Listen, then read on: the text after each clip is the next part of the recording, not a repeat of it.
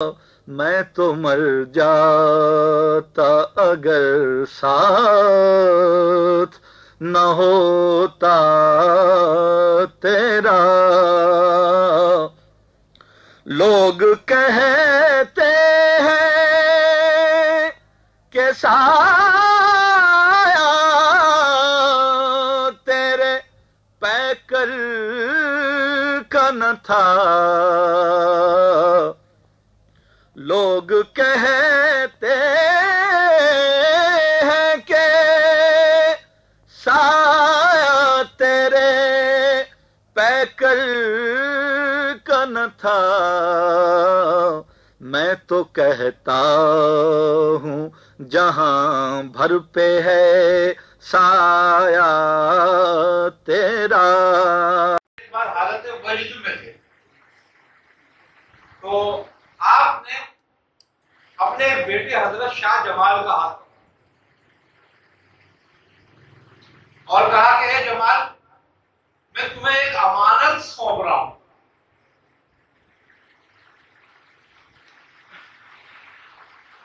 انہوں نے کہا حضور کیا؟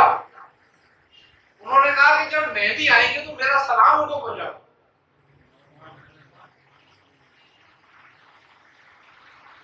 انہوں نے کہا حضور مہدی کب آئیں گے؟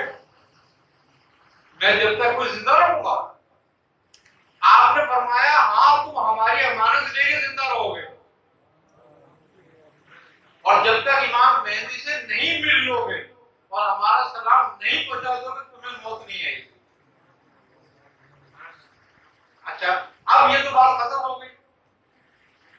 آج بھی لوگ بڑے سلسلے کے بزرگ اس بات پر متفق ہیں کہ حضرت شاہ جمال فقید حیات ہے. انہیں شاہ جمال حیات المیر کہا جاتا ہے اور آپ حضرت خضر علیہ السلام کے ساتھ ہوتے ہیں اور حضرت خضر علیہ السلام کے ساتھ ہی آپ ملاقات کریں گے. تو ایک وقت کا قطب اکبر ہے جو امت وسط کا قطب اکبر ہے وہ ان کو سلام کہلا رہا ہے. سلام صاحب طریق کو کیا جاتا ہے. اس میں ایک بات ہے جس طرح کہ محی الدین ابن عربی رحمۃ اللہ نے لکھا کہ امام مہدی رضی اللہ تعالیٰ اپنا اجتہاد فرمائیں گے, وہ کسی کے مقلد نہیں ہوں گے, مگر یہ اتفاق ہوگا کہ ان کا اجتہاد بھی وہ ہے جو امام اعظم کا ہے, ان کا اجتہاد ان سے میچ کرے گا. تو ممکن ہے کہ ان کا طریقت بھی جو امام شادی سے میچ کرے, کیونکہ زمانے کے اعتبار سے آسان ترین اور یہ کہہ سکتے ہو آپ یہ بات بالکل, لیکن بس بات یہ ہے کہ حضرت شیخ عبد القادر جیلانی رحمۃ اللہ علیہ کے بقول آپ جو ہے اپنا ہی طریقہ رکھیں, لیکن اب کیونکہ میچ تو طریقے وہی چاہ رہے ہیں, کسی ایک سے تو میچ ہو گئی. اچھا میں ویسے دیکھا جائے فیض کے ذرائع تو بہت سارے ہیں, لیکن 4 ذرائع وہ جو ہر جگہ جانے مانے استعمال کیے جاتے ہیں, جن سے تقریباً تمام سلاسل فیض لے رہے ہیں. شاید ہی کوئی سلسلہ ہو جو اس سے فیض نہ لے رہا ہو. دلائل الخیرات شریف ہر سلسلہ اس سے فیض لیتا, حزب البحر شریف ہر سلسلہ اس سے فیض لیتا, درود تاج شریف ہر سلسلہ اس سے فیض لیتا, اور چوتھی چیز یہ قصیدہ بردہ شریف ہر سلسلہ اس سے فیض لیتا. تو یہ تو سلمان جزولی رحمۃ اللہ علیہ بات کو ظاہر کرتا ہے کہ فیض کے 4 ذرائع سب میں مطلب کہ عام ہے. اس کو آپ کہہ سکتے ہیں مرج البحری. جب اس سلسلے سے کوئی بھی سلسلہ بیٹھتا ہے اس کے فیضدار پڑ جاتے ہیں. اچھا میں ایک بات یہ بھی دیکھی کہ اکثر اولیاء کے حیات میں اگر دیکھا جاتا ہے تو ان کا شاذ سلسلہ ہوتا ہے, اگرچہ کہ وہ قادری مشہور ہو, اگرچہ کہ وہ کوئی اور سلسلے سے معروف ہو, لیکن عموماً اس کی اجازت بھی ہوتی ہے ان کے پاس. یہ شاذلی سلسلے کی اصل میں افتاب قبائل 4 اور امام مہدی کا طریقہ کسی بھی ایک کتب سے ملتا ہوگا. حضرت شیخ عبد القادر جیلانی, حضرت سید احمد کبیر رفاعی,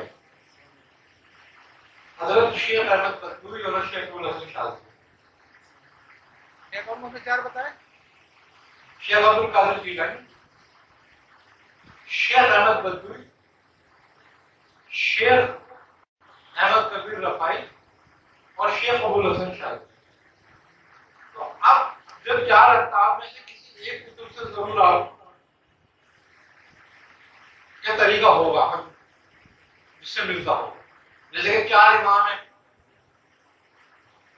حضرت امام اعظم ابو حنیفہ، حضرت امام احمد بن حنبل شافعی، حضرت امام مالک.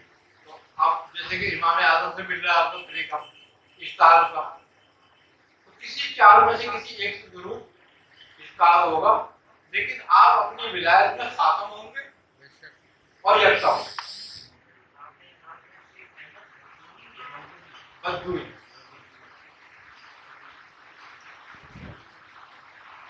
یہ بھی عبد السلام بن بشیش کے مرید ہے. امام شاذلی بھی، یہ بھی، اور چوتھے کون سے بتایا؟ ابراہیم دسوقی.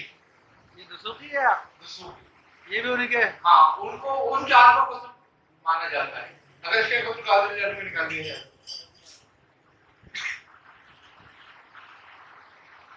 حالانکہ یہ بھی قادری ہے، اصل کے اعتبار قادری بنتا.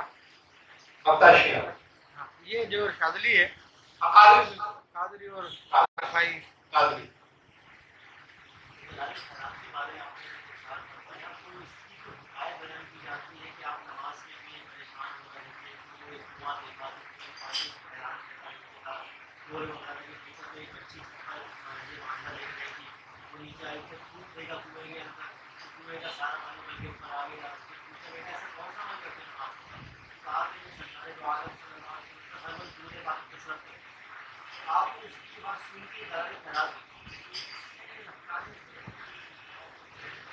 دیکھو، ہر بات جو ہے وہ کسی نہ کسی بات کی وجہ سے ہوتی ہے.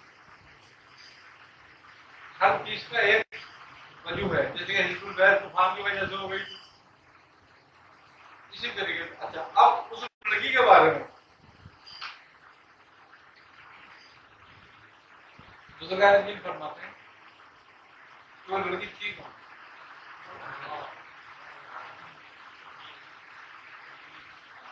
جو ظاہر ہے.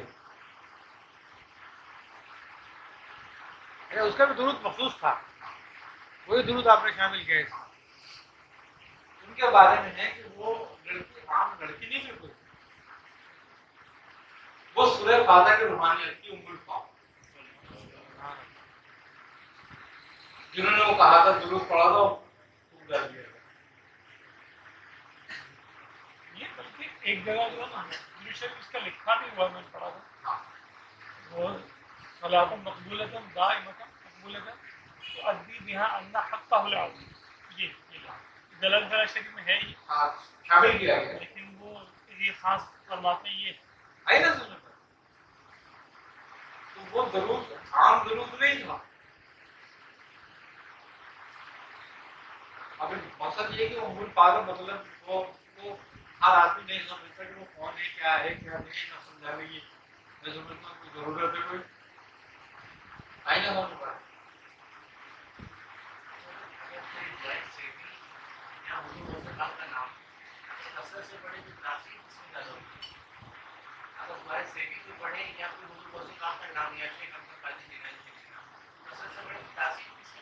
تمہارے یقین کے مطابق جس پر یقین زیادہ ہوگا اس کو تاثیر ہو جائے گی.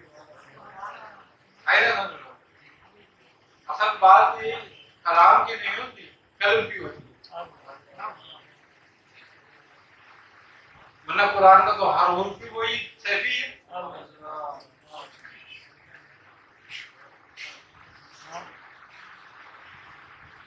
ایک بزرگ تھے کلام اللہ شاہ قادری،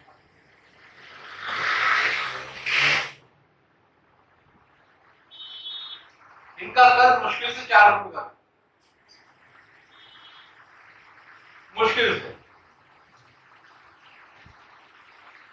اب ہوا کیا کہ جب چھوٹے بچے تھے نا تو ان کی والدہ ان کو مدرسے لے کر آئی پڑھانے.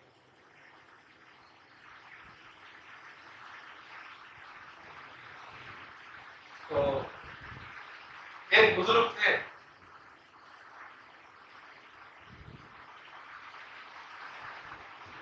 درجہ کمال رکھتے ہوئے بزرگ، شاید ان کا نام فیض الحسن،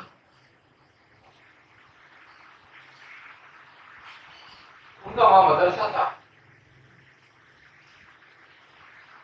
بعض دریائے کے بزرگ بھی ہیں، ان کی صحبت میں رہے گا اور کلام بھی پڑھ لے گا. آپ مادرزاد بنی ہوئی تھے کلام اللہ شاہ. بزرگ نے بٹھا لیا، بیٹھ جاؤ، جاؤ وضو کر کے آؤ، بیٹھ جاؤ. منہ دھو کر آ گئے، بیٹھ گئے. انہوں نے کہا پڑھو الف. انہوں نے کہا الف. انہوں نے کہا پڑھو با. انہوں نے کہا نہیں بس ٹھہر جاؤ.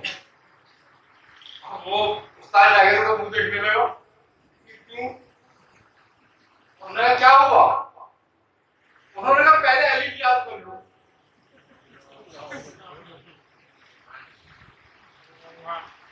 اچھا کہنا مجھے اجازت دو. ارے انہوں نے کہا یہ تو بدماش ہے، کوئی کسی کو پڑھنا نہیں چاہتا ہے یہ. انہوں نے کہا اچھا بھائی جا الف یاد کر کے آ جاؤ. چلے گئے. اب 2-3 دن کے بعد بات آئی آگے پوچھنے لگی مولوی صاحب میں بچوں کو چھوڑ کر گئی تھی، گھر نہیں پہنچا 2 دن سے. میں سمجھی شاید مدرسے میں ہی. انہوں نے کہا وہ تو اسی وقت چلا گیا تھا. انہوں نے کہا چلا گیا. میں نے کہا مجھے یہ نہیں پتا کہاں گیا.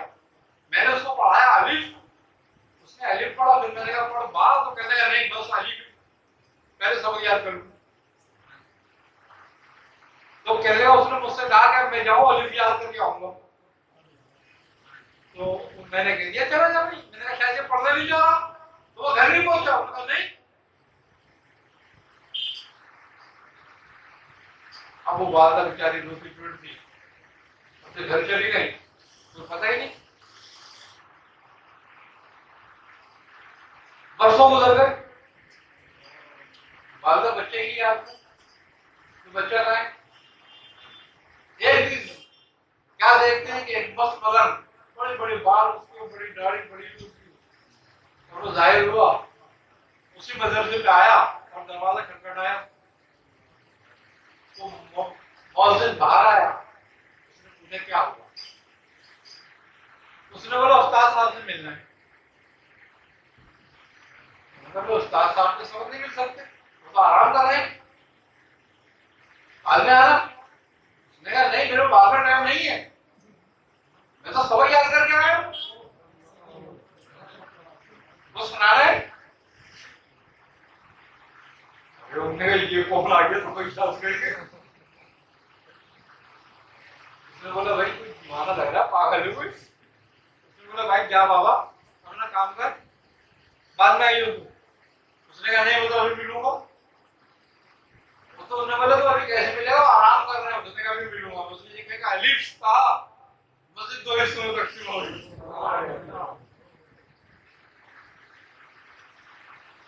استاد اٹھ کے بیٹھے گا. انہوں نے کہا بس اب دوبارہ بچ گئی ہوں.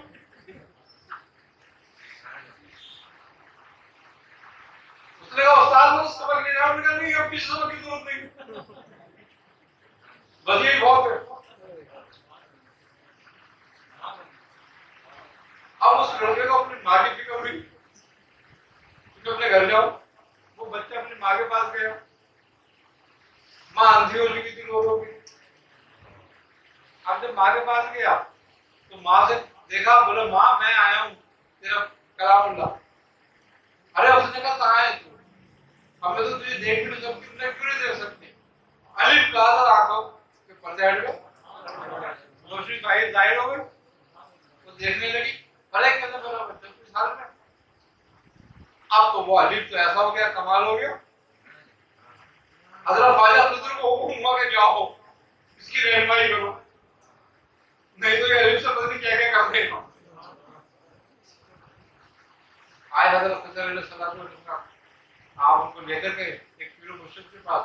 قادریہ خاندان میں بیعت کرایا ان کو، اور وہ پھر آج کرام اللہ شاہ قادری ایک بڑی روحانیت کے مالک ہے. اسم الف کے عامل ہیں، آپ کی ولایت الف پر ہے۔ تو بات صرف یہ ہے کہ الف بھی صحیح ہے،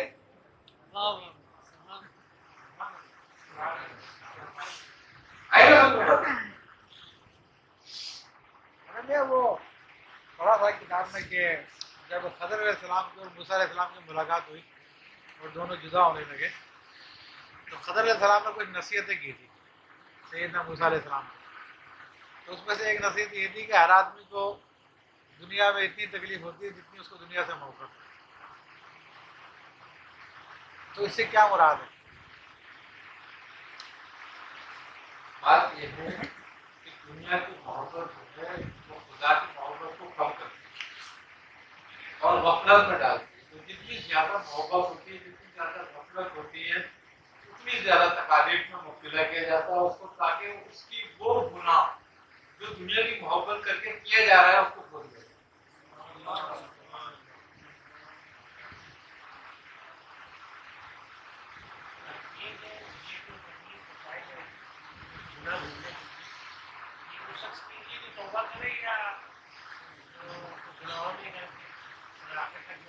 جو گناہوں میں غرق رہتا ہے اس کے لیے تکلیف عذاب کی شکل میں، اور عذاب سے گناہ دھلتے نہیں ہیں، امتحان سے گناہ دھلتے ہیں۔ امتحان اس کے لیے ہوتا ہے جس کے دل میں توبہ کی یا تائب ہوتا ہے یا ایمان ہوتا ہے۔ چاہے تو تمہارے لیے تمہاری کسی کی برائی میں بھلائی بن سکتی ہے، جیسے کہ حضرت حسن بصری رحمۃ اللہ علیہ کوئی ایک شخص برا بھلا کہتا تھا، آپ نے اس کے لیے کھجوروں کا حال بھیج دیا۔ انہوں نے دیکھا، انہوں نے کہا میں تو حسن بصری کو برا بھلا کہتا ہوں، کھجوروں کا حال نہیں بھیجا۔ تو انہوں نے شکریہ بھی ادا کیا تھا۔ بعد میں سمجھ آئی کہ میں تو اپنی نیکیاں دے رہا ہوں۔ وہ ایک مثال ہے کہ جب خدا چاہتا ہے تو برائی کو بھلائی میں تبدیل کر دیتا ہے۔ ایک کسان کا گھوڑا ایک کھڈے میں گر گیا۔ اب کسان سوچنے لگا کہ کیسے نکالوں، اس نے اور گاؤں والوں کو بلایا کہ میری مدد کرو۔ اب وہ کھڈا گہرا تھا، اب گھوڑا انہوں نے تو نکلے گا نہیں، پھر کیا کرے، تیرا گھوڑا تو رسی پوڑا ہو چکا، یہ رسی بن جائے گا، اس کے لیے مشقت کیوں کرو نکالنے کی، لہٰذا ایسا کرو مٹی ڈالو، کوڑا ڈالو، بند کرو گاڑی، ایسے کرو۔ اب وہ جب کوڑا ڈالنا شروع کرو تو کوڑے نیچے جانا شروع کرو۔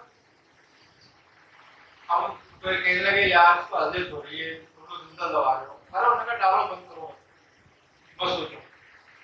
اب وہ دباتے تھے، گھوڑے نے کیا کرا، جو کٹنا مٹی اس میں پڑتا وہ ہلاتا اپنے اوپر سے، اس کو نیچے گرا دیتا۔ اب کرتے کرتے کرتے کرتے وہ گڈھا بند ہونا شروع کیا، گھوڑا اوپر آنا شروع ہو گیا۔ اب وہ گھوڑا اوپر آ گیا، گڈھا بند ہو گیا۔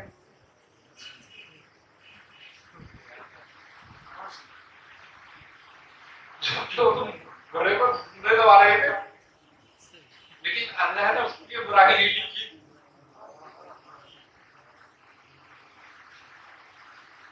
ان کی برائی کو اس کی بھلائی میں تبدیل کر دیا۔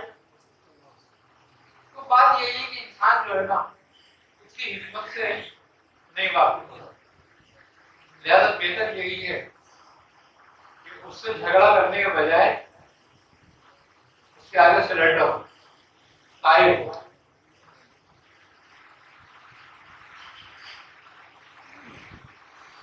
شکر سے بڑی کوئی نعمت نہیں ہے اور توبہ سے بڑی کوئی عبادت نہیں۔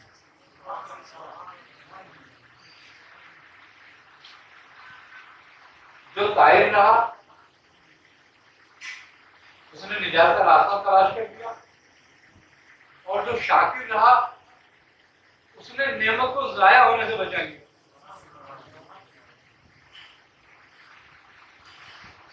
ایک بات جو اکثر ہمارے بھائی بتاتے رہتے ہیں، اس کی وضاحت اگر آپ فرما دیں یا رہنمائی فرما دیں کہ جیسے جو جن کو آپ نے اجازت دی آگے مرید کرنے کی، ان کے مرید کچھ کرتے ہیں اور وہ اپنے پیر صاحب کو وہ دیکھ لیتے ہیں، کسی اچھی جگہ تو کیا ان کو اب جس کو دیکھا گیا اس کو کیا کرنا چاہیے یا یہ کیا ہوتا ہے وہ کس کو دیکھتے ہیں؟ جس کو دیکھا جائے گا اس کو یہ کرنا چاہیے کہ وہ اپنے اعمال کو اور اچھا کرے، اپنی عبادت کو اور بڑھائے۔ ہمیں دیکھا کس کو؟ کیا واقعی اسی کو دیکھا یا اور کوئی اس کی روحانیت لطائف کو؟ اس کی روحانیت کو بھی دیکھا جاتا ہے، اس کے لطائف کو بھی دیکھا جاتا ہے، اپنے لطائف کو بھی دیکھا جاتا ہے، اپنی نسبت کو دیکھا جاتا ہے، مختلف اس کے حل پہ۔ نہیں، اس میں کوئی بڑائی کی بات ہے جس کو دیکھا گیا اس کے لیے کوئی بڑائی کی بات نہیں، جو دیکھ رہا ہے اس کے لیے بات ہے۔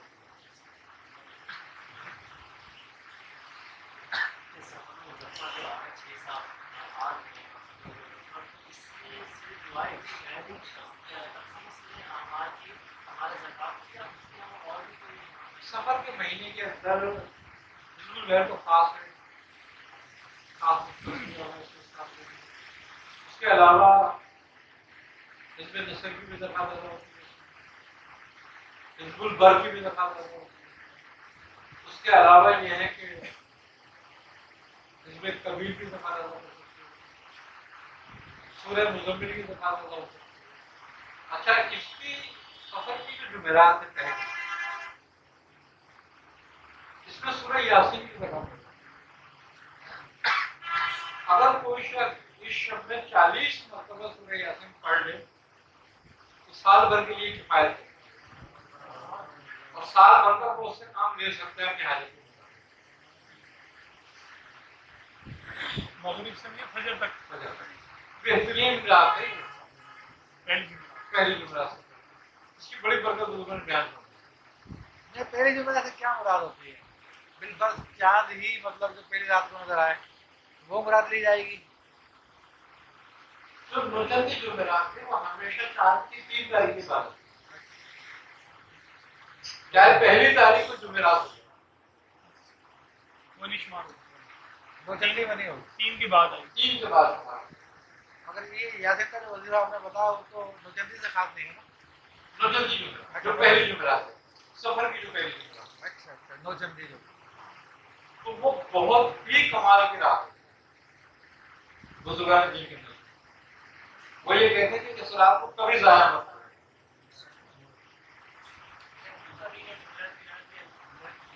جمعرات اور جمعے کے درمیان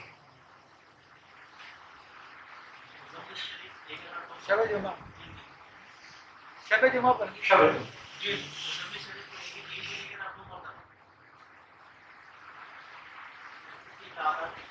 1002 مرتبہ کو 3 دن میں تقسیم کریں، 334 بار۔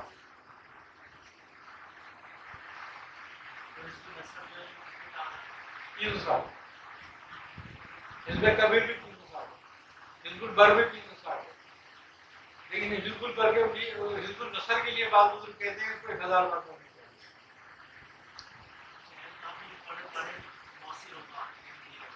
چاہیے۔ کافی کی زکات بھی ادا کی جاتی ہے، 21 تصویر روز کی جاتی ہے، 3 دن۔ جیسے آپ نے فرمایا کہ جو اپنا ورد و خاص وغیرہ اس کو جو ہے وہ عام استعمال نہیں کرنا چاہیے۔ اگر ہم کوئی جیسے سحری پڑھتے ہیں یا اور کچھ کرتے ہیں، اگر اس رات میں ہم زکوٰۃ دیتے ہیں اس کی تو وہ زکوٰۃ تو ادا ہو جائے گی، لیکن اب ہم اس سے کوئی کام تو لے نہیں سکتے۔ دیکھو عام لینے کو حل نہیں ہوتا، لیکن مثال کے طور پر تم ایک سیونگ کر لو، ان کا خرچہ ہو جائے سیونگ خرچہ ہو جائے گا، ضائع ہو اس سے کچھ فرق نہیں پڑتا، کام لے سکتے ہو۔ یا پھر کیا کام کے لیے کوئی اور کام کریں۔ ہاں ہاں، بزرگ دین کہتے ہیں کہ جو آدمی گڑ کھا کے مر جائے اس کو زہر کیوں دے رہے ہو؟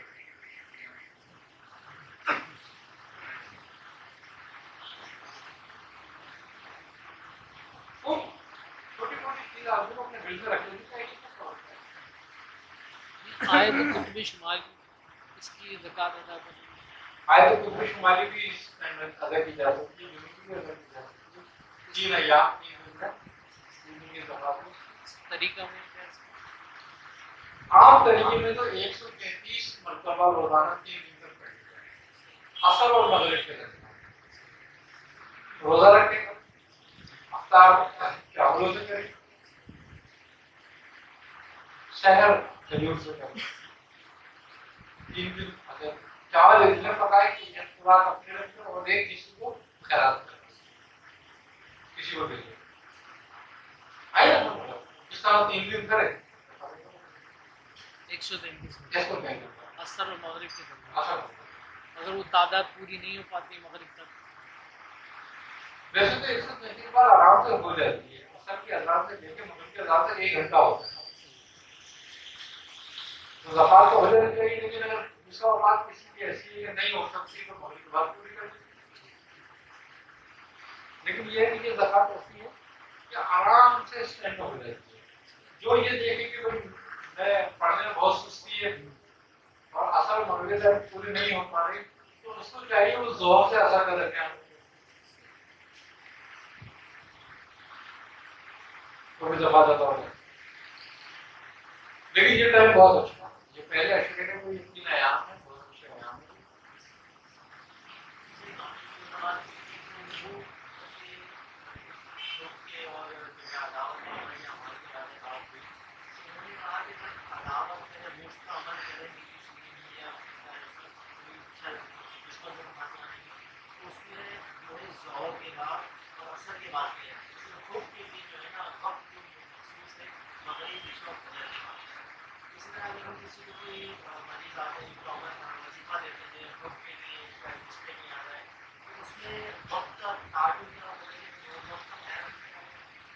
دیکھو بات یہ ہے کہ کہتے ہیں کہ جب اعمال محض کرو تو ڈھلتے وقت پہلے سے مراد اس وقت کی قوت ٹوٹ رہی ہوتی، اور جب اعمال خیر کرو تو عروج پہ کرو، آئی نا سر؟ اب اگر فجر کے بعد کرتے ہو تو سورج کے عروج کا ٹائم ہے، اور مغرب کے بعد کرتے ہو تو چاند کے عروج کا ٹائم ہے، اسی طریقے سے وہ کہتے ہیں کہ عروج معلو اعمال خیر کے لیے اور نزول کا ٹائم لو اعمال شر کے لیے، یہ ایک قوانین ہے، قاعدے ہیں، لیکن عمل کا کوئی قاعدہ نہیں ہوتا۔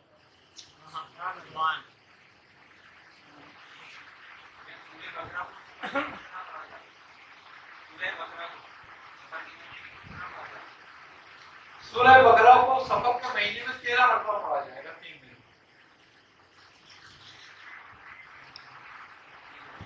چار مرتبہ، اور آخر دن 5 مرتبہ، یا پہلے دن 5 مرتبہ کر لو، 3 دن 4 مرتبہ، 1 سال۔ یہ کون سے 3 دن؟ یہ 9 چلتی جمعرات سے، ہاں 9 دن جمعرات کے بعد کر لو، 6 7 9 کر لو، 7 8 9 کر لو، 6 7 8 کر لو، حزب اللہ کے ساتھ پڑھا جاتا ہے۔ لیکن اگر حزب اللہ کو کوئی دعوت دے رہا ہے تو نہ پڑھے، کوئی بھی عمل نہ پڑے۔ یہ دعوت سے کیا ہوگا؟ زکات دینا یا نہیں، زکات دینے میں تو کوئی بھی ساتھ میں عمل پڑھا جاتا ہے۔ دعوت تو پھر آپ نے بڑی لمبی بتائی ہوتی ہے، ہاں، دعوت میں کوئی عمل نہیں پڑھا جاتا ہے، کوئی سی بھی دعوت میں کوئی عمل نہیں پڑھا جاتا ہے۔ ڈیلی 1200 دفعہ آپ نے بتائی۔ ایک ساتھ کتنی جگہ دے سکتے ہیں؟ مطلب 4 5 کتنی چیزیں پڑھ سکتے ہیں؟ 5 نمازوں کے ساتھ 5 زکاتیں دے سکتے ہیں، کسی بھی ایک نماز کے ساتھ 1 زکات دے دو۔ یعنی ایک وقت میں 5 زکاتیں دے سکتے ہیں؟ جی بالکل، بزرگان دین نے تو 40 جگہوں میں زکات دی ہے۔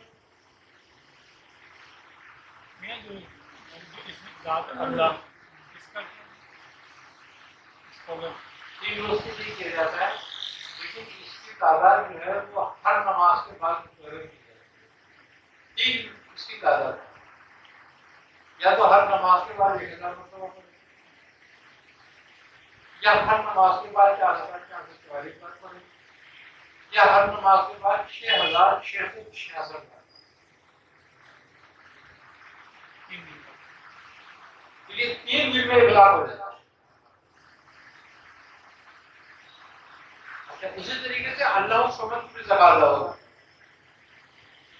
اس کی زکات یہ ہے کہ وہ 42,000 مرتبہ روزانہ. ٹھیک ہے. 1,26,000 اس کی زکات ہوگا. نہیں اس کے کیا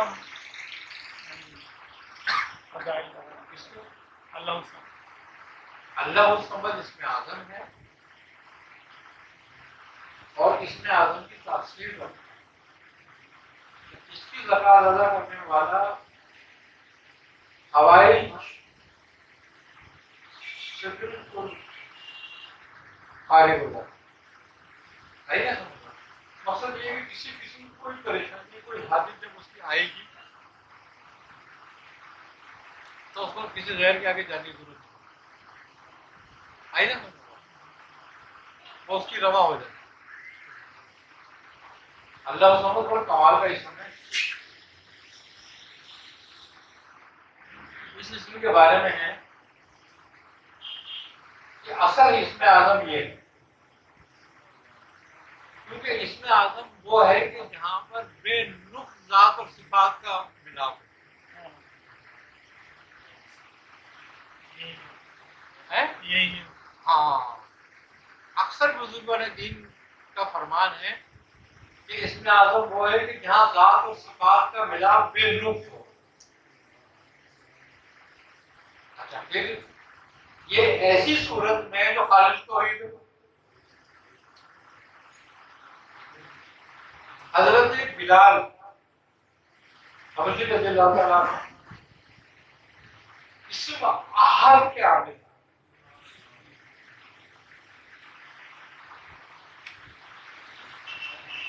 اور خوبی کی بات یہ ہے کہ آپ کو سلاسل میں پیشوائے کلندرہ کہا جاتا ہے کہ دنیا میں جس میں کلندر گزرے آپ ان کے پیشوا ہیں.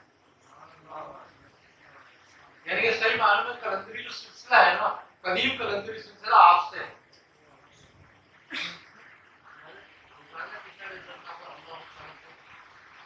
آپ اللہ الصمد کو پڑھنے کے بعد روزانہ 234 مرتبہ بھی پڑھ سکتے ہو, 134 بار بھی پڑھ سکتے ہو, 66 بار بھی پڑھ سکتے ہو, 1000 بار بھی پڑھ سکتے ہو. وہ تو آپ کی طاقت کو مطابق. حضرت مخدوم جہانیہ ڈھاکہ رحمۃ اللہ علیہ کی ولایت اسی اسم پر اللہ الصمد. جیسے اللہ احد بھی ہے اس سے پہلے قل اللہ احد اللہ احد جیسے اللہ احد اللہ الصمد اس میں بھی نقطہ نہیں ہے اور ذات و صفات نہیں ہے. آپ کو صفات ہوئی ہے اور یہ تو باقاعدہ طور پر ملاپ ہے نا. نہیں ایک صاحب جو ہے وہ کثرت سے اس کا ذکر کرتے تھے اللہ الصمد. تو پہلے بالکل نارمل تھے, کھانا پینا بھی تھا, اٹھنا بیٹھنا بھی تھا, عقل وغیرہ سب سلامت تھی. اس کے بعد جب انہوں نے پڑھنا شروع کیا تو کھانے سے بھی بے نیاز ہو گئے, کپڑوں سے بھی بے نیاز ہو گئے اور سڑکوں پر برہنہ گھومنا شروع کر دیا. یہ میں کیا ہے, اس بے نیازی کی تجلی کا ظہور ہے یا اس اسم کو بغیر اجازت کے پڑھنے کا کے حوالے سے معاملہ ہے؟ دو باتیں, اجازت سے پڑھے یا بغیر اجازت سے پڑھے یہ منزل آتی ہے. سبحان اللہ. کوئی نکل جاتا ہے کوئی نہیں.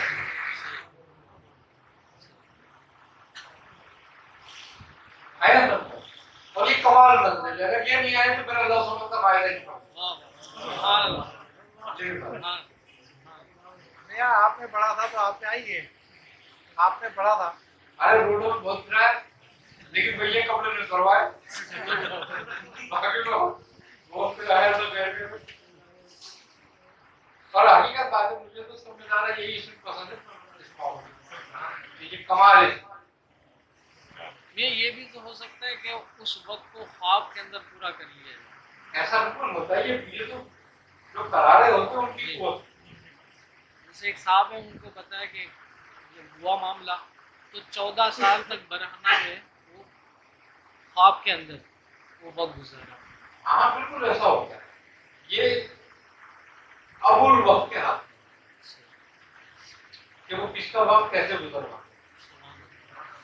ہے نا. جب آپ اور خاص طور پہ اللہ سبحانہ کو جب آپ ذکر کرتے ہو نا تو آپ کو ڈائریکٹ وہی سے ہوتا ہے. یہ قطب المدار کا حصہ یہ قطب المدار کا حصہ ہے. جو قطب المدار کے وقت کا ہوتا ہے وہ مقام سمدیت کا ہوتا ہے اور مقام سمدیت اس اسم کے بغیر نہیں ہوتی حاصل ہے نا. تو اس کو جو بھی ورد کرتا ہے جب کسی منزل کے لیے ورد کرتا ہے اس کو اور دائمی اس کا وہ ہوتا ہے صاحب ورد تو اس کو فیض جو ہے وہ آفتاب سے آفتاب عالم میں اور آفتاب عالم میں قطب المدار کے تحت ہوتا ہے اور قطب المدار کے جب تحت ہوتا ہے تو پھر وہ اس کی نوازش ہے کہ اس کا کون سا وقت کو کیسے گزروا دے.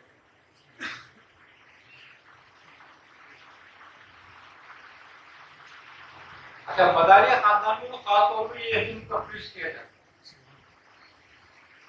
ایسا بھی ہو اچھا سکتا ہے اس کو پڑھنے والے کو شادی بھی کرنے دیتے مجرد اس کو یہ اسم دیا جاتا ہے اس کو مجرد کہتے ہیں. نہیں پڑھ سکتا بالکل پڑھے نہیں پڑھ سکتا. کیا ایسا ہو سکتا ہے کہ کوئی شخص سلوک میں آنے سے پہلے بڑی مشکلات کا شکار رہا, بڑے روڈ پہ بھی گھوما یا اور غربت کے معاملات دیکھے, وہ پھر اس میں آتا ہے تو اس کا وہ مشکلات اس کی شمار ہو جائے, یہ ہو سکتا ہے. وہ نحوست تھی. اب نحوست یہاں شمار کر لو تو بڑا مسئلہ ہوتا ہے. مشکلات تو یہاں ہوں گی, اس سے پہلے تو نحوست تھی بہت دور ہوئی تو وہ اس میں آیا.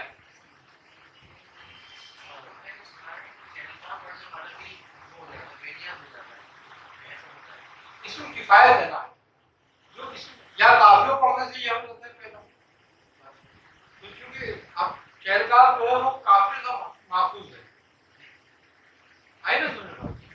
تو جو بھی شخص اس کو پڑھتا ہے شہرکار کو بے نیازی پیدا ہو جاتی ہے. اچھا اب وہ چونکہ جلال کے ساتھ اس میں 40 کاف ہے تو اس لیے اس میں جلال ہوگا شہرکار. لیکن ایک بات ہے کہ جو شہرکار کو پھر لازم پکڑتا ہے اس کا فائدہ بھی اللہ سمجھ جیسا ہوتا ہے.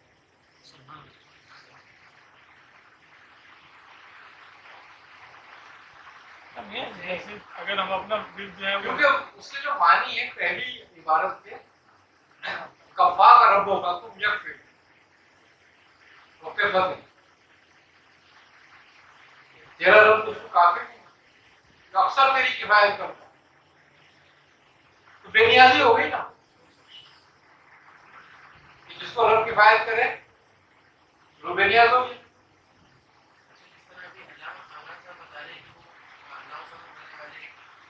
لیکن یہ بات پیدا نہیں ہوتی جو یہ بتا اس سے محفوظ رہتا ہے. وہ میرا مدر شاہ مقیم وغیرہ نے ایک کتاب لکھی ہے, اس کے اندر یہ اسی کے سلسلے کی کسی آدمی نے لکھی ہے, اللہ سمجھ کا اس نے تو 40 دن کا وظیفہ بتا. تو پتہ نہیں وہ نام میری کتاب کا ذہن میں نہیں آ رہا, لیکن اس کے ذریعے تو اس نے کہا سب کچھ ہو جائے گا, ہر چیز ہو جائے گی. 40 دن کا ایسا وظیفہ ہے کوئی بتا,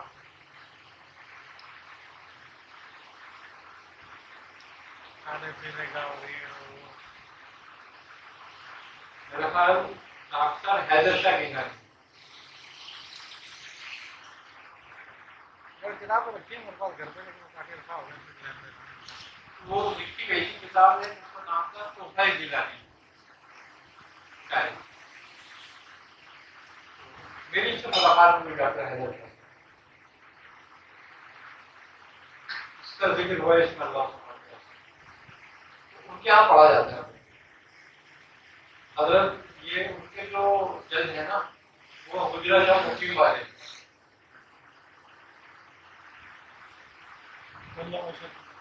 ہاں حجرہ مقیم ان کے یہاں بہت بڑا جاتا ہے.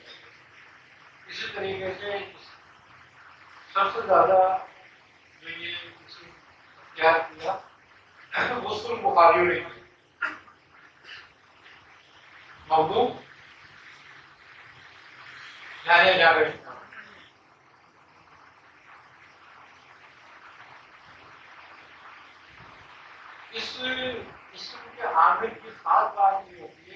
تعین الارض حاصل ہو جائے، تعین ارض حاصل ہو جائے، زمین کو زمین کا سمجھ جاؤ. سمٹ جاتا، وہ جہاں کھڑا ہوگا نا وہ زمین سمٹ جائے گی اور اس کا شہر ملک تبدیل ہو جائے گا، سبحان اللہ. قدم بھی نہیں اٹھائے گا وہ اور تبدیل ہو جائے گا. یہ صفت محبوب بشر جا کے سمجھانے حضرت جو جہانیہ جہاں کا اس رحمۃ اللہ علیہ نے اسی کی برکت سے. اللہ اللہ یا اللہ الصمد ان دونوں میں سے کس کو اپنایا جائے؟ اللہ و اللہ جو ہے وہ بہت جلال ہے،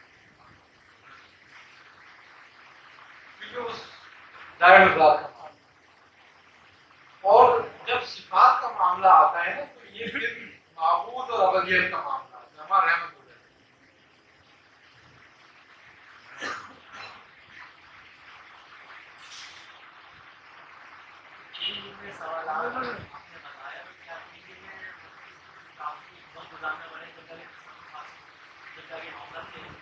دیکھو بات یہ ہے، ایک مثال ہے چینیوں کی اور رومیوں کی. چینی اور رومیوں میں مقابلہ ہوا تعمیر کا کہ کون اچھی تعمیر کرتا ہے. تو بادشاہ نے محل بنوانا تھا اپنا، اس نے کہا بھائی چینیوں کو بھی ٹھیکہ دینا ہے اور رومیوں کو بھی دینا ہے، لیکن پہلے مقابلہ کراؤ ہم نے دینا کس کو. تو انہوں نے کہا بھائی ایک دیوار چینی بنا کے دکھائیں ہمیں اور ایک دیوار رومی بنا کر دکھائیں، تو پھر ہم جو ہے نا فیصلہ کریں گے ہم دینا کس کو. تو انہوں نے کہا ٹھیک ہے آپ نے سامنے کی دیواریں دے دیتے ہیں اور بیچ میں پردہ لگا دیتے ہیں، نہ چینی رومیوں کا کام دیکھیں نہ رومی چینیوں کا کام دیکھیں. اب مقابلہ شروع ہو گیا، دیوار ہم نے بھی تعمیر شروع کر دی اور بنا دی، انہوں نے بھی بنا دی. اب جب فیصلے کا وقت آیا تو انہوں نے بادشاہ سے کہا کہ بھائی ہم نے اپنی بھی تعمیر مکمل کر لی ہے، اب تم آ جاؤ. تو پھر پردہ ہٹا دیا جائے، تو پھر فیصلہ کر لو کہ کس کی اچھی ہے. اب جب پردہ ہٹایا تو دونوں ہی جیسی تھی، کوئی فرق نہیں.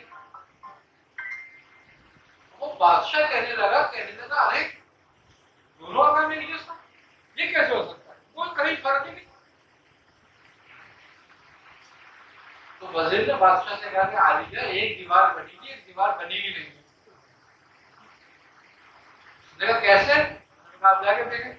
جب بادشاہ کھڑا ہوا تو بادشاہ کی تصویر نظر آ رہی دیوار میں. اوہو، بادشاہ نے کہا یہ بدماشی. اس کا مطلب یہ ہے کہ انہوں نے نقش و نگار بنایا تو انہوں نے خالی صاف کیا، اس کا عکس کہاں گیا، بازار انہوں نے لگا.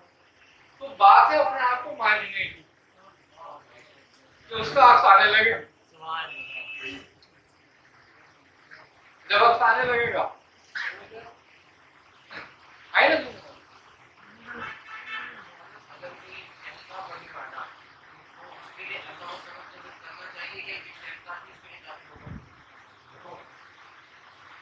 اسم کو کوئی بھی ایک پکڑ لے اور اس کا ہو جائے. آئے نا سن، اس کو تو کہتے ہیں وفاداری. اور کبھی اس کو پکڑا کبھی اس کو پکڑا وہ ہوتا ہے ہر جائے، تو وہ کسی کا بھی نہیں ہوتا ہے نا یہ بات. اچھا پھر اس کا یقین بھی ہمیشہ متزلزل رہتا ہے، کبھی اس کو یقین ہی نہیں ہونا پائے گا، ہے نا یہ بات. اب تمہیں ایک جہت دی ہے کہ کعبے کی طرف منہ کر، تو کیا اللہ صرف کعبے میں ہی؟ وہ تو کہتا ہے کہیں بھی سر جھکا لو میں ہوں ہر جگہ. اصل بات ربوبیت کی یہی تھی نا کہ تم جتنا منہ کرو گے سر میں ہوں. لیکن ایک جہد دینے سے مراد ایک یقین دینا،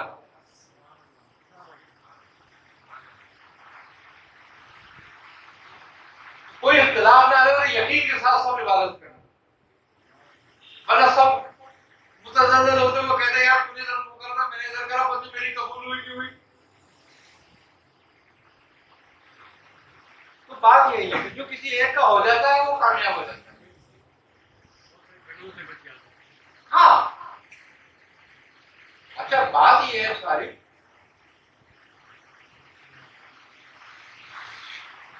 تمہارے پاس 1000 سے زیادہ نام ہے اللہ تعالیٰ کے. ویسے نام تو اس کے اتنے ہیں جتنے انبیاء علیہ السلام کو اتنے، کیونکہ ہر نبی کو ایک نام تخصیص کیا جاتا ہے اور ایک دوسرا نام ایک نبی کو نہیں دیا جاتا. ہر نبی کے لیے الگ نام ہوتا ہے جو اس کو تخصیص کیا جاتا ہے، وہ اس کا اسم اعظم ہوتا ہے، اس کے ذریعے وہ دعائیں بدعائیں کرتا ہے. اس لیے ہر نبی کی ایک ملکیت ہوتا ہے وہ نام. اس نام کو جو اس کا امتی لے گا وہ اس کے لیے اس میں اعظم بن جائے. آئیے سمجھ. اسی طرح سرکار دو عالم صلی اللہ علیہ وسلم کو اللہ اس میں زیادہ تخصیص کیا. ٹھیک ہے نہیں؟ اب تمہارے پاس کتنے نام ہو گئے؟ جب تم سب نبیوں میں ایمان رکھتے ہو، تمہارا ایمان مکمل نہیں ہو، ایک سے بھی انکار کرتے ہو یا ایک کو بھی چھوڑو گے، تو جب تم سب نبیوں میں ایمان رکھتے ہو تو سب کے اسم تمہارے لیے فائدے مند ہے کہ تم جس کو بھی چھوڑو گے تمہیں راہ مل جائے گی ہدایت کی. لیکن تم یہ دیکھو کہ غیر مسلم جو ان کے پاس ایک قوم ہے،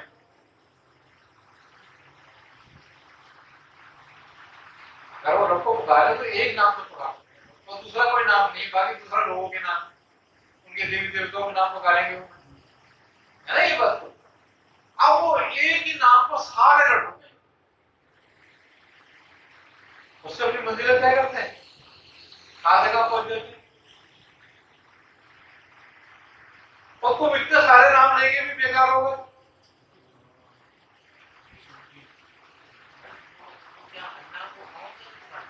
نہیں، ان کے ہاں تو قوم ہی آیا ہے نا اللہ کے لیے،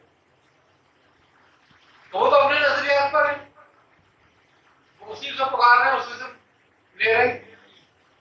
اور تمہیں وہ اسم دیا گیا جو کہتا ہے میری ذات کا اسم ہے، اور پھر وہ کہتا ہے نا کہ مجھے تم سب ناموں سے پکارو کہ سب اچھے نام تو میرے نہیں، اللہ کو یا رحمان کو. تو بات یہ ہے کہ جو سچے رب کو ماننے والے ہیں وہ پیچھے ہیں، اور جنہوں نے اپنی مرضی سے رب بنا لیے وہ آگے ہیں. یہ کیسے ہوتا ہے؟ یہ یقین سے ہوتا ہے. انتشار کے بعد منتشر ہے ہر کھانے میں. ہاں تم جو ہو نا اپنے آپ کو انتشار میں لگاؤ، جس کے پیچھے لگو، اللہ کے پیچھے لگو، اللہ کی لگو. آئے گا سمجھ بات، تم پہنچ جاؤ. نبی کریم صلی اللہ علیہ وسلم نے فرمایا کہ میرے سب صحابہ ستاروں کی مانند، جو ایک صحابی کا بھی راستہ پکڑ لے گا وہ ہدایت تک پہنچ جائے گا. تو یہ 1.25 لاکھ صحابی تھے اور 1.25 لاکھ ہی نبی ہیں اور 1.25 لاکھ اسماعیل، تو اللہ تک پہنچنے کے 1.25 لاکھ راستے اور بھٹک رہے ایک ہی راستہ ہے اور وہ ابلیس ہے. لیکن تم ابلیس کے ہاتھوں نہیں بھٹکے ہوئے، یہ بھی بڑی بات ہے. ہاں تم ابلیس نہیں بھٹکا سکتا، کیونکہ جو آدمی اپنے نفس کے ہاتھوں بھٹک گیا ہے اس سے تو ابلیس بھی بھٹکنے سے ڈرتا ہے.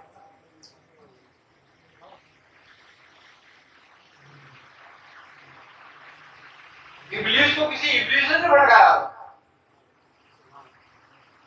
اس کے اپنے نفس نے بھٹکایا تھا، اس لیے ابلیس خوف زدہ ہے اس آدمی سے جو اپنے نفس سے بھٹک گیا.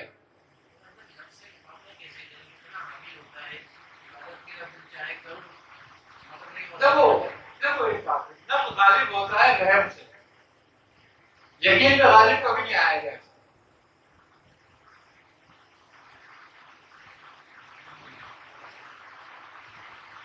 یقین ہو گیا اس کا غلبہ ختم ہو گیا.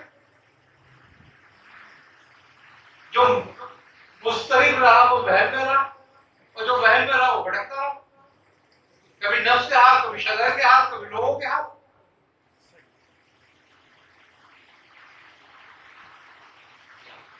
اب وہ 1.25 جو راستے ہیں وہ جائے گا تو پھر بھی ایک کوئی بھی ایک کوئی بھی ایک کام اور جو بار بار ادھر ادھر ادھر ہوتا ہے وہ پھر ایک دن بھٹکتا رہے گا. تو وہ تو سیکھ جائے گا، ایک پہ نہیں چلا، وہ ایک بھی نہیں وہاں جاتا. تذبذب میں رہے گا. ہاں وہ تو سب سے کافر ہوا، کسی کو یقین ہی نہیں آ رہا. کسی کو یقین ہی نہیں آیا.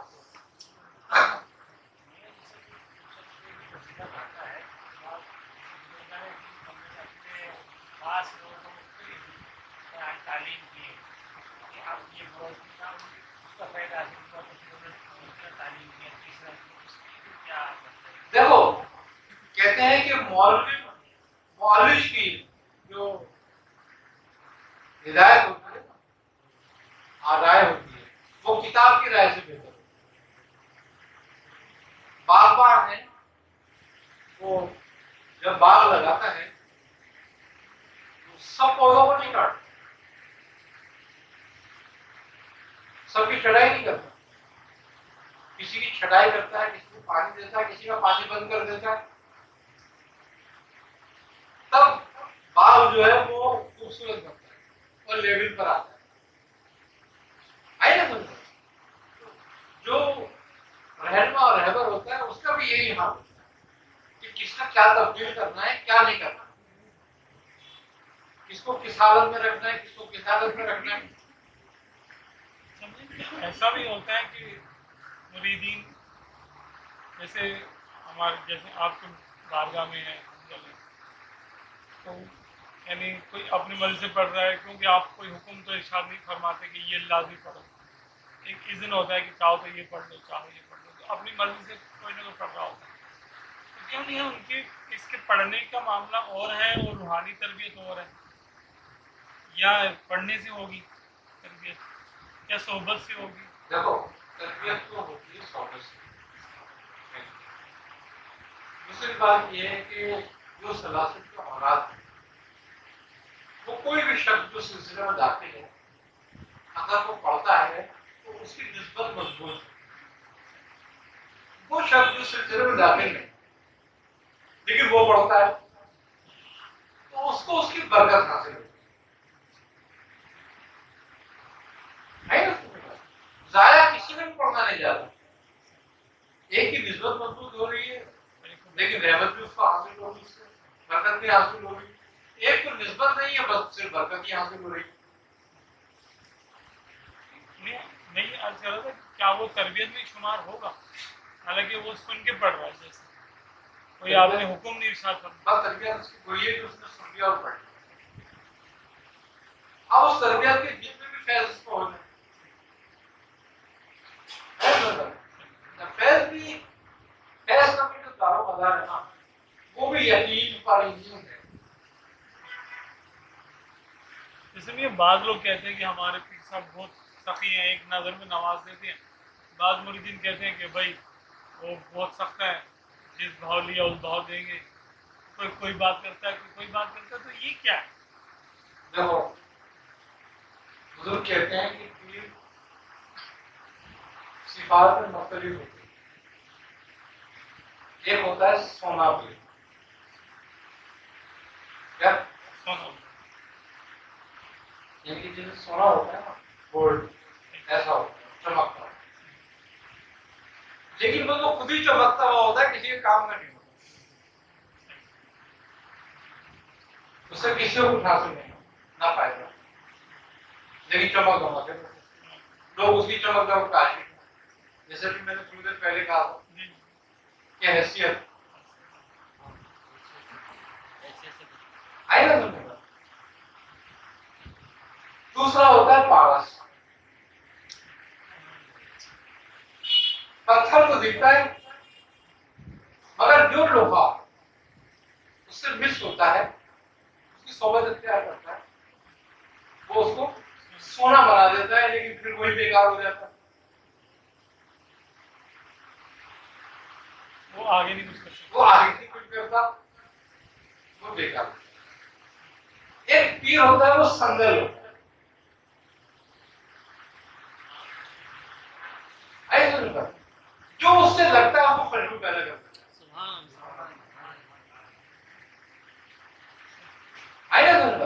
اور اس سے جو لگتا رہے گا وہ خوشبو ہوتی رہے گی.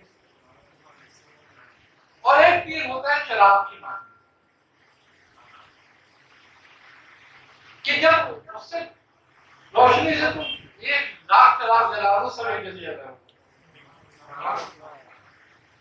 تو بہترین پیر ہوتا ہے چراغ کی مانند, لیکن اس کی کوئی حیثیت ہے, اس کی کوئی حیثیت نہیں.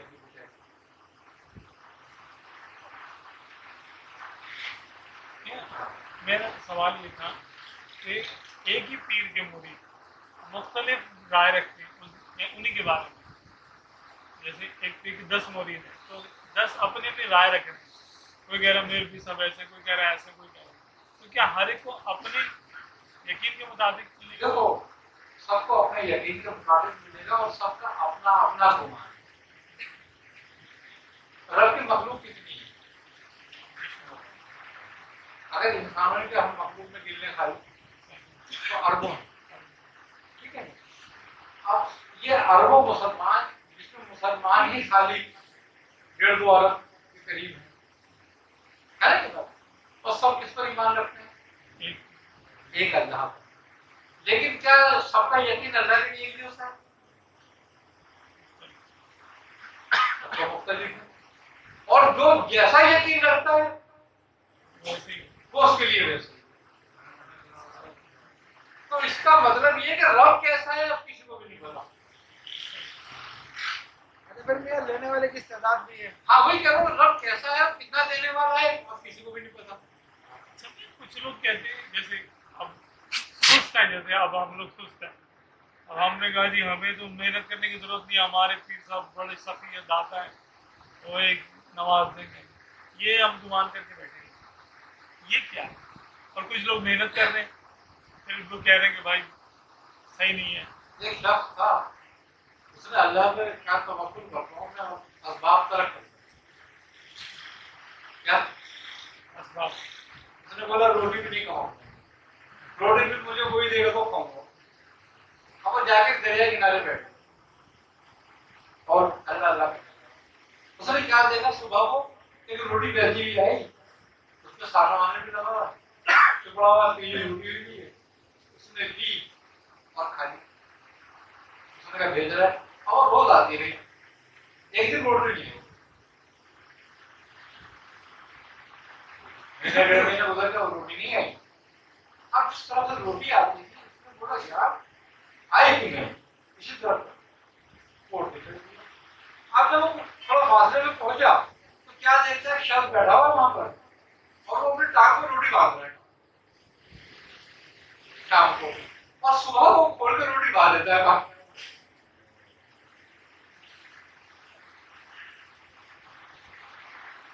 اب جب اس نے دیکھا تو بڑی کڑھائی ہے, وہ شخص کے پاس پہنچا, اس نے کہا بابا یہ روٹی کیوں آتا ہے روز؟ اس نے بولا ہاں. اس نے بولا کیوں؟ اس نے کہا میں کاہل تھا اور کاہل کے میں روٹی باندھ رہا ہوں.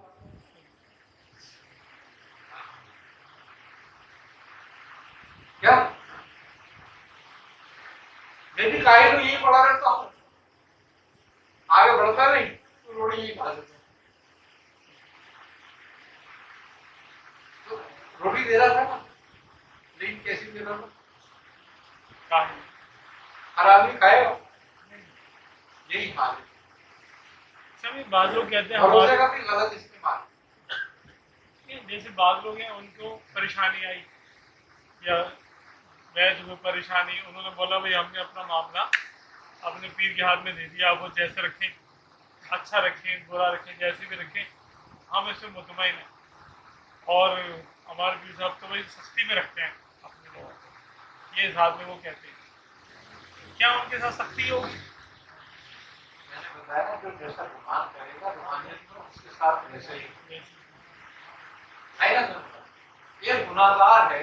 حضرت موسیٰ علیہ السلام اللہ تعالیٰ نے پوچھا کہ اے میرے رب میں چاہتا ہوں تو مجھے بنی اسرائیل کا نا سب سے گناہگار شخص بنا جو سب سے زیادہ تیرے عذاب کا شکار ہونے کے قابل ہو. تو حکم ہوا کہ موسیٰ جاؤ صبح صبح جو شخص پہلا نظر آئے گا نا وہی. حضرت موسیٰ کے گھر سے باہر نکلے جب دیکھا تو ایک بچے کو ایک شخص کندھے پہ رکھ کے لے کے جا رہا. دیکھا آپ کے دل میں آیا کہ رب نے کہا تھا یہی سب سے زیادہ گناہگار اور سب سے زیادہ عذاب کا شکار ہونے کے قابل ہے. اب یہ بات ہو گئی دوپہر میں موسیٰ نے کہا کہ میرے رب تم نے مجھے گناہگار کو دکھا دیا. اب جو سب سے زیادہ تیری رحمت کے قابل ہے اور جو بخشش کے قابل ہے تو وہ شخص مجھے. تو کہا کہ موسیٰ مغرب سے پہلے نکل. جب موسیٰ مغرب کے اذان سے پہلے نکلے ہونے سے تھوڑا دور ہونے سے پہلے تو کیا دیکھتے ہیں وہ شخص بچوں کندھے پہ لیے چلا رہا. حضرت موسیٰ کی سمجھ میں بات نہیں ہے.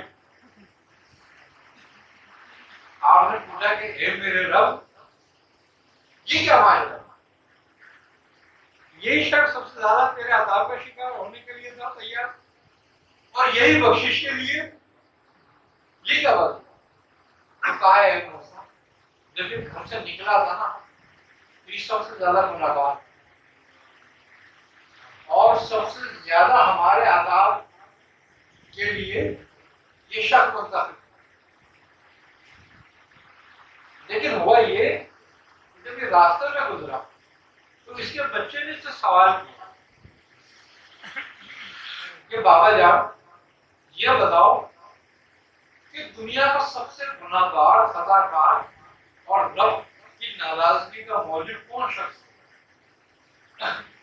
تو اس نے کہا بیٹا سب سے گناہگار سب سے زیادہ خطاکار ناراضگی کا جو موجب ہے وہ تیرا باپ ہی ہے تیرے رب کا.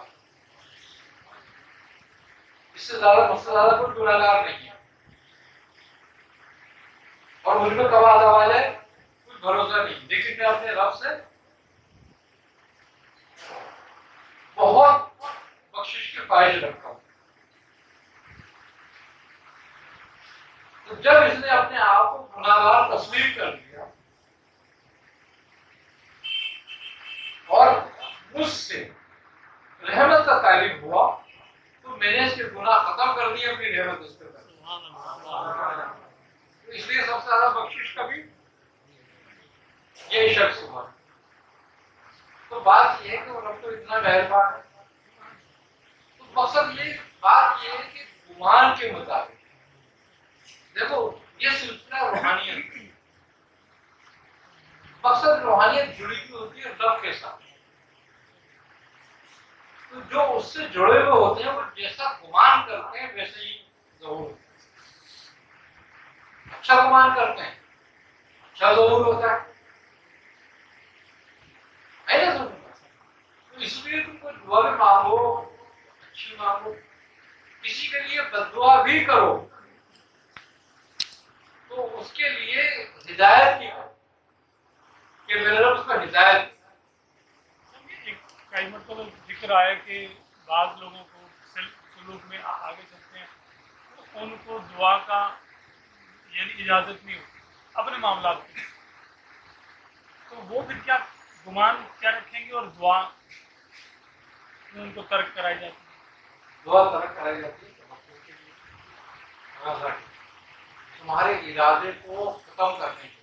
تمہارا ارادہ اپنی نیکی اور برائی کے تحت ختم ہو. مقصد یہ کہ جب تم دعا کرتے ہو تو تمہارا مقصد دعا کرنا کسی مشکل کسی پریشانی یا کسی حاجت کے لیے ٹھیک ہے جو تمہارے کو میسر نہیں ہے. یہی بات ہے نا. اور جب تم یا پھر تم کسی مشکل کو دور کرنے کے لیے دعا کر رہے ہو تو دونوں کام میں تمہاری مرضی شامل ہو رہی ہے کہ تم اس کا مطلب ہے اپنے رب کے ارادے سے متفق نہیں ہو. چینج کرنا چاہتے ہیں اس کے ارادوں کو چینج کرنا چاہتے ہو بدلنا چاہتے ہو. تو جب رب کے ارادے کو جو بدلتا ہے اس کا مطلب مطلب یہ ہے کہ وہ اپنے رب کے ارادے سے راضی نہیں. اچھا ایک غیر علم جاہل مطلق، ایک عالم، ایک دانش اور ایک صاحب علم و حکمت کے فیصلے پر معترض ہو تو تم اس کو کیا کہو گے؟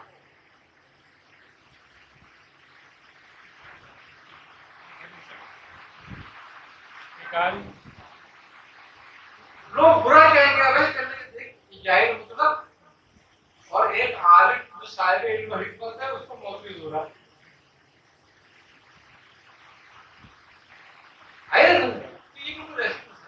بات نکالیں گے بعض لوگوں کو سلوک کے اندر اس طرح کے سبب دیتے ہیں. کیا یہ منع کیا جاتا ہے یا خود ہی بندہ رک جائے؟ دونوں حال ہیں. جب بندہ نہ رکے تو منع کرا جائے اور جب رک جائے تو یہ توفیق ملتا ہے. اس میں ایک یہ بھی تو ہے نا کہ اپنا کوئی فیل تو ہے ہی نہیں ہے نا اس کا، اگر دعا کر رہا تو وہ بھی تو اسی کا فیل ہے. اسی کا ہے لیکن ارادہ تو اس کا ہے. یہ ارادہ بھی نہیں ہے، محمد اشارنا اللہ یا شاء اللہ، ارادہ بھی اسی کا ہی ہے. انسان کو وہی ملتا ہے جس کی وہ. اب انسان اس بات پر رہے کہ میں اس کے ارادے سے یا اس کی مرضی سے یا اس کی توفیق سے ہی دعا کرتا ہوں. وہ مقام دعا بھی ایک الگ ہے. جب بندہ خدا کے ارادے سے اپنے ارادے کو ملا لیتا ہے اور وہ خدا کے ارادے کو سمجھنے لگتا ہے، یہ بھی توفیق ہے کہ کب بندہ خدا کے ارادے کو سمجھتا ہے اور کب بے اختیار ہے سمجھتا ہے. نبی کریم صلی اللہ علیہ وسلم نے طائف والوں کے لیے دعا کی، بدعا نہیں کی. کیوں؟ کہ خدا کا ارادہ ان کے لیے عذاب لانے کا نہیں. حالانکہ فرشتہ تو آیا تھا، تو آیا تھا لیکن خدا کا ارادہ نہیں تھا. آپ کو فرشتے سے زیادہ خدا کے ارادے کو سمجھتے تھے. آپ ظاہر اسباب کو نہیں دیکھ رہے تھے، ارادہ رب کو دیکھ رہے تھے، اس کی خفیہ تدبیر کیا ہے اس پہ نظر کیا آپ. اچھا اسی طریقے سے جب آپ نے یمن کے لیے دعا کری، شام کے لیے دعا کری، لیکن نجف کے لیے توجہ نہیں کری آپ، کیونکہ خدا کے ارادے کو جیسے ورنہ آپ کر سکتے تھے. اگر آپ چاہتے تو نوسط نجف کی ٹل جاتی. خدا کا ارادہ تو نوسط کاٹنے کا تھا، بتا بھی دیا. ہاں اسی کو کہتے ہیں آپ کا علم. وہ تمام انبیاء علیہ السلام کے مقابلے میں قدیم تھا.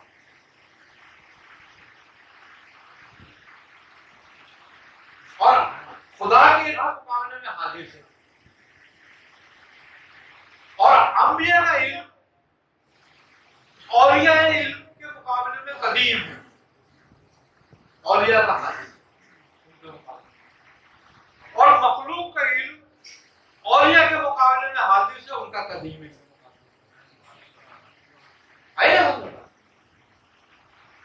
تو آپ تو رب کے علم کو جانتے تھے، اس نے جتنی آپ کیونکہ بن علم ہی بے بادشاہ.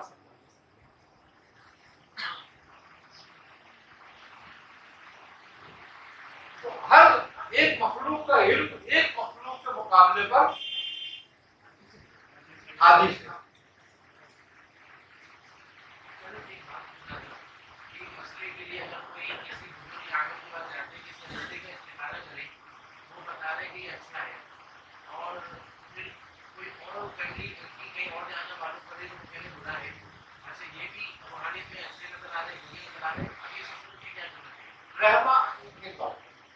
روحانیت دو حال، ایک اعمال یقینی اور ایک اعمال ظنی. اکثریت ہمارے یہاں اعمال ظنی کی ہے. صرف اولیاء اللہ اعمال یقینی پر ہو، عاملین اعمال ظن پر ہو. ان کا جو استخارہ یا ان کی جو بات ہوتی ہے وہ حجت نہیں ہوتی، اس میں تبدیلی واقع ہوتی ہے، کیونکہ کسی کا ظن یقین کے قریب ہے، کسی کا ظن یقین سے دور ہے، سمجھنے والی بات ہوتی ہے، کسی کا حال سے بھی کون اچھا ہے، کسی کے ظاہری اعمال سے تم یہ نہیں کہہ سکتے، آئے نا سمجھ بات۔ یہ کیا رب کی رضا بھی تبدیل ہوتی رہتی ہے ٹائم کسی کوئی بندے کے لیے کبھی رب کی رضا تو کبھی تبدیل نہیں ہوتی، وہی رہتی ہے، رب کے علم میں تو بات وہی ہوتی ہے، لیکن وقت تبدیل ہوتا ہے۔ میرے شام میں ہم نے استخارہ کیا غلط ہے، اگلے دن صبح کیا صحیح ہے۔ میں وہی کہہ رہا ہوں کہ وقت کی بات ہے، وقت ایک جیسا نہیں، ہر لمحہ بدل رہا ہے، ہر روز بدل جاتا ہے۔ جب ہمارے پاس کوئی ہے ہم نے اس کو بول دیا ٹھیک ہے، اب اگر اس دنیا کو وہ کر لے گا تو صحیح ہے، اور اگلے دن آتا ہم کہتے نہیں صحیح، دنیا تو رک جائے گا، جب وہ اب کرے گا تو غلط کرے گا۔ جب پہلی دفعہ کرا تھا وہ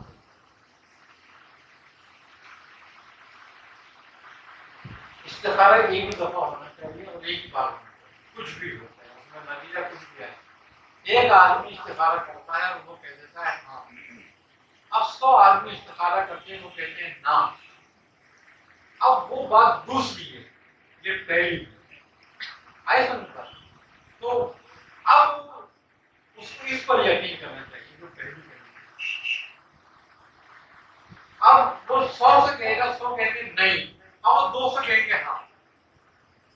ایک اور جیسے حضرت عبداللہ رضی اللہ عنہ آپ صلی اللہ علیہ وسلم کے والد صاحب کا واقعہ ہے کہ ان کے لیے آیا کہ بھائی وہ ان کو ذبح کیا جائے، تو پھر 10 اونٹوں کے ساتھ آپ کو قرآن ڈالا گیا، 10 یعنی آپ کا نام نکلا، 20 کا، اس طرح جب 90 تک تو پھر آپ کا نکلا، پھر جب 100 کے ساتھ ڈالا تو 100 اونٹوں کی قرآن۔ تو میں کیا یہ بھی ہو سکتا ہے کہ کچھ اعمال خیر کیے جائیں تو وہ چینج ہو جائے؟ تو وہ اعمال پورے کا جو تھا وہ خیر کے لیے تو تھا، وہ تو دوسری بات یہ تھی کہ ان کے برابر کا کوئی وہ نکالنا تھا نا۔ جی جی جی، برابر کا نہیں ہونا چاہیے کہ ان کی جان نہ ہو اور ہاں ان کی جگہ فدیہ دے دیں۔ فدیہ دے، تو فدیہ 10 اونٹوں کا قبول نہیں کیا گیا، 20 کا نہیں کیا گیا، 50 کا نہیں کیا، 90 کا نہیں کیا، 100 کا کیا۔ جبکہ آپ کی ذات بابرکت جو ہے تو 100 اونٹوں کے فدیے میں تھوڑی تھی، لاکھ اونٹ بھی ہوتے تو کم سے، کروڑوں بھی اونٹ ہوتے کم سے، ساری کائنات فدیے میں چلی جاتی تو کم تھی، وہ بھی رب کی مہربانی تھی۔ یہاں سے اصول جو میں یعنی آپ اصول وضع کر سکتے ہو اس سے۔ اگر ہم کوئی نیکی کرتے ہیں کوئی بات ہاں، ہمارے حق اب میں نہیں آ یہ رہی، ایک عام آدمی کی نیکی کا ایک وہ ہے ترازو، ورنہ اصول نہیں۔ آپ کی ذات بابرکت تو وہ ہے نا کہ ساری کائنات دنیا میں دے دی جاتی تو کچھ بھی نہیں تو اب نہیں چینج کرنا تھا یہاں پہ۔ رب نہیں چینج کرتا۔ تو عام آدمی کی فہم کے لیے اور عام آدمی کی آسانی کے لیے کہ بڑے سے بڑا فدیہ جو ہے اس کو اونٹ پر ہو سکتا ہے، یعنی جان بخشی ہو سکتی جان بخشی۔ اس سے یہ کہ ایک عام آدمی کی جان کی قیمت مقرر کرے۔ ہے۔ وہی 100 ہم جو کہتے ہیں کہ کوئی بیمار ہے تو کبھی ہم بکرا کا کہتے ہیں، کبھی مرغی کا بولتے ہیں، تو یہ بہت تھوڑا ہوتا ہے۔ اس لیے کہ جو تمہارے پاس آیا ہے بیچارہ وہ بکرے کی بھی طاقت نہیں رکھتا، وہ تو بوٹی کی طاقت رکھتا ہے۔ اب جو بوٹی کی طاقت رکھتا ہے وہ بکرا دے دے تو اس کے لیے اس کو بھی اونٹ ہوا ہے۔ تو بات یہ قبول کر لے